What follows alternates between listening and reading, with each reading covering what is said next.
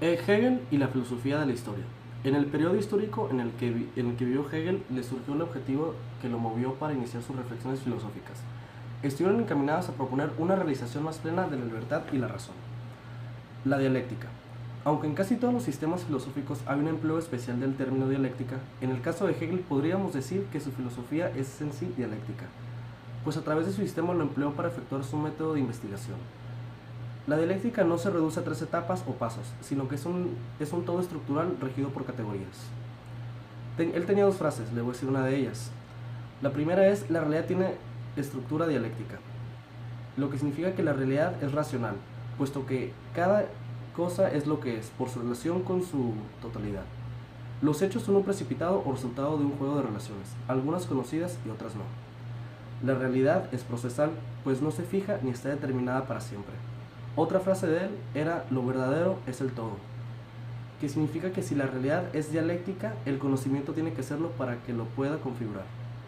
Y el conocimiento esencialmente es relación sujeto, cada uno existe por causa del otro.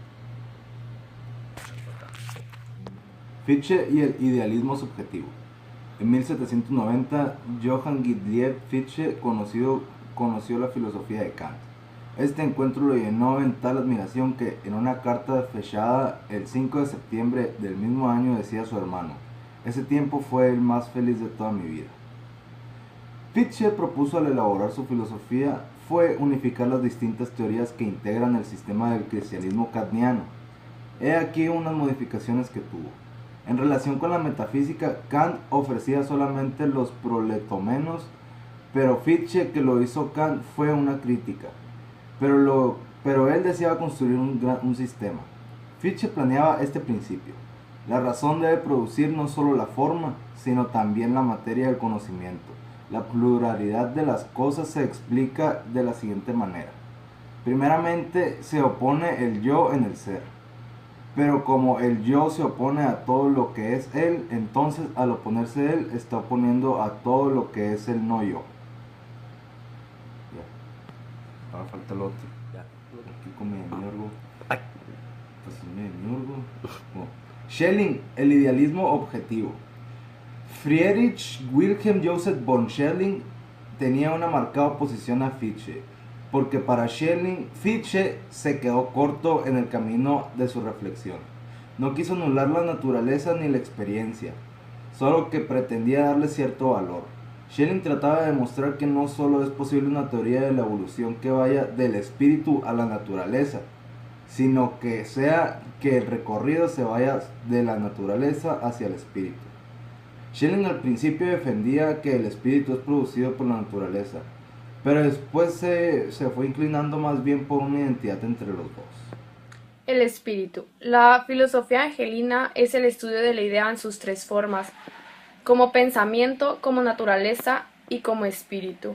El espíritu tiene tres formas básicas: subjetivo en su forma de relación consigo mismo, objetivo si se le considera como actividad. Si vemos al espíritu como unidad de la objetividad y la subjetividad, entonces tenemos el espíritu absoluto. El conocimiento del espíritu es el más concreto de los conocimientos y por tanto es el más alto y difícil. Sócrates pronunció: conócete a ti mismo, y él no se estaba refiriendo, según Hegel, a un conocimiento de aptitudes, inclinaciones, debilidades o carácter, sino al conocimiento de la verdad del hombre, en su esencia misma como espíritu. El espíritu hace referencia a la autoconciencia como siendo para sí en oposición a los objetos naturales, que solamente son en sí y nunca para sí. Filosofía de la historia. Primero que nada, la filosofía de la historia consiste en una consideración reflexiva sobre la historia primaria. Historia original o primaria es la que describe los hechos contingentes. La filosofía de la historia considera que la historia universal es un proceso racional. Como ya quedó asentado, la razón lo gobierna todo, incluyendo el proceso de la historia.